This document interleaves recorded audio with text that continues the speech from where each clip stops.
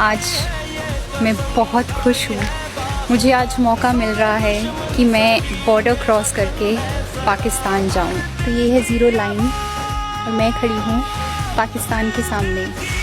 एक बहुत ही अलग इमोशन फील कर रही हूँ अभी मैं। बहुत खुशी भी है कि एक जो नामुमकिन चीज़ थी वो मुमकिन हो चुकी है। ये बंद दरवाज़े खुल चुके हैं और इन खुले दरवाज़ों में अब मैं आगे बढ़ रही हूँ। I am in Pakistan.